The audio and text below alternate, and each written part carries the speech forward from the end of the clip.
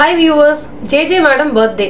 JJ Madam உட்கார வச்சு அவங்களோட ஒரு பாட்டை ராஜா சார் தன் குரல்ல பாடுற அந்த அற்புதமான நிகழ்வை நம்ம இப்ப பார்க்கலாம். அதுக்கு முன்னால சேனலை சப்ஸ்கிரைப் பண்ணுங்க, அப்பதான் சுவாரஸ்யமான பதிவுகளை நான் உங்களிடம் வந்து சேர்க்க முடியும்.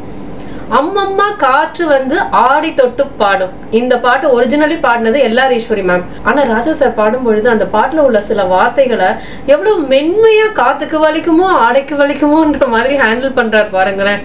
அவர் பாடுவதே ஒரு தனி அழகு. மீண்டும் மீண்டும் கேட்க தெவிட்டாத பாடல்களைப் போல மீண்டும் ஆட்சிக்கு வந்திருக்கின்ற புரட்சி தலைவி அவர்களை மனமாற வாழ்த்துகிறேன். நான் வைகை அணையிலே வேலை செய்து கொண்டிருந்த நேரத்திலே முதல்வர் அவர்கள் வெண்ணிற ஆடை என்ற படத்தில் நடிப்பதற்காக கும்பக்கரை ஷூட்டிங்காக வந்திருந்தார்கள். அங்கே அம்மம்மா காற்று வந்து ஆடை தொட்டு பாடும் என்ற அண்ணன் அவர்களின் பாடலுக்கு ஷூட்டிங் நடந்து கொண்டிருந்தது. அதை வேடிக்கை பார்த்த கூட்டத்தில் நான் நின்றிருந்தேன். காரணம் என்னென்னு சொன்னால், அந்த நேரத்தில் 8ஆம் கிளாஸ் படிக்கிறதுக்கு நான் காசு இல்லாமல் வைகை டேமில் தண்ணி அடிச்சுக்கிற வேலை செஞ்சுட்டு இருந்தேன். ஓஸ் பைப் பிடிச்சி வைகை டேமில் தண்ணி பாய்ச்சிட்டு இருந்தேன். ஸ்ரீதர் சார் வந்து எங்களுக்கெல்லாம் பெரிய ஒரு டைரக்டர். எனக்கு, பாரதி ராஜாவுக்கு, அண்ணன் பாஸ்கர் அவர்களுக்கு எல்லோருக்குமே அவர் என்றால் எங்களுக்கு ஒரு கனவு. அவர் எங்களுடைய ஹீரோ. அவர் ஷூட்டிங் வந்திருக்கிறார் என்று கேள்விப்பட்டு நாங்கள் போனால் அங்கே அம்மம்மா காற்று வந்து ஆடை தொட்டு பாடும், பூவாடை கொண்ட மேனிதனில் ஆசை வெள்ளம் ஓடும், ஆசை வெள்ளம் ஓடும், இந்த பாட்டு ஷூட்டிங் நடந்துட்டு இருந்தது. அதை வேடிக்கை பார்த்து இன்றும் என் மனதை விட்டு நீங்கள் அதுபோல பாடல்களை, ஒரு பாடல் இல்லை, 2 பாடல் இல்லை, அண்ணா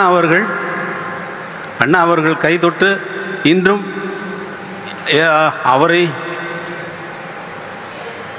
சொல்கிறதுக்கு வார்த்தையே இல்லை. ஏன்னா எனக்கு மனசில் என்னுடைய நாடி நரம்புகளில் ஊறிப்போன இசையெல்லாம் அவருடைய இசைதான், அவரிட்ட பிச்சைதான், அவர் தூ என்று துப்பிய எச்சில் தான் எனக்கு உணவாக அமைந்தது. அதற்கு நான் நன்றி கூறிக்கொள்கிறேன். இந்த மேடையை இவ்வளவு சிறப்பாக ஒவ்வொரு கலைஞர்களையும் மனதில் ஞாபகம் வைத்து கொண்டு அத்தனை பேருக்கும் கௌரவித்த தமிழக முதல்வர் அவர்களை நான் மிகவும் பாராட்டுகின்றேன். நன்றி, வணக்கம். என்ன, எத்தனை பேருக்கு முழு பாட்டையும் இவர் குரல்ல கேட்கணும்னு ஒரு ஏக்கமே வந்தது? கமெண்ட்ஸ்ல போடுங்க. இந்த பதிவிலிருந்து 3 விஷயங்கள். 8ஆம் கிளாஸ் படிக்க கூட காசு இல்லாமல் எப்படி வைகை டேம்ல நீர் பாய்ச்சிட்டு இருந்திருக்காரு நம்ம ராஜா சார் என்பதை பார்க்கலாம். 2வது, யாரோட பாட்டாக இருந்தாலும் அதை தான் பெற்ற குழந்தை போல் லாவகமாக கையாளுகிற அந்த ஞானம் அவருக்கு இருக்கு. 3வது, தன்னோட குரு முன்னோடிகளை அவர் எவ்வளவு மதிக்கிறாரு அப்படின்றத நம்ம பார்க்கலாம். MSV சாருடைய எச்சில் தான் எனக்கு உணவு என்று சொல்வதற்கு மிகப்பெரிய ஹியூமிலிட்டி வேணும். ஆனா இவரைத்தான் சில பேர் இப்போ ஆணவம் பிடித்தவர் அப்படின்னு சொல்ல நம்ம கேட்கிறோம். JJ மேடமையும் ஆணவமான லேடி அப்படின்னு தானே இந்த சமூகத்துல நம்ம சொல்லிட்டு இருந்தோம்ல. ஒருவேளை இப்படி இருக்குமோ? சமூகத்துல நிறைய அற்பத்தனங்களையும் அவமானங்களையும் சந்தித்தவர்கள் பிற்காலத்தில் அது ஆணவமாக உருவெடுக்க கூடுமோ? ஐயோ, இதை நான் சொல்லலைங்க, இதை சொன்னது ஜெயகாந்தன். பதிவை ராஜா சார் ரசிகர்களுக்கும் JJ மேடம் ரசிகர்களுக்கும் ஷேர் பண்ணுங்க. மேலும் சுவாரஸ்யமான தகவல்களோடும் இனிய கதைகளோடும் பயணிக்க சேனலை சப்ஸ்கிரைப் பண்ணி கூடவே பெல் பட்டனையும் ஆல் பட்டனையும் அழுத்தி வச்சிடுங்க. அடுத்து ஒரு இனிய பதிவோடு உங்களை சந்திக்கும் வரை உங்களிடமிருந்து விடைபெறுவது தீபா. நன்றி, வணக்கம்.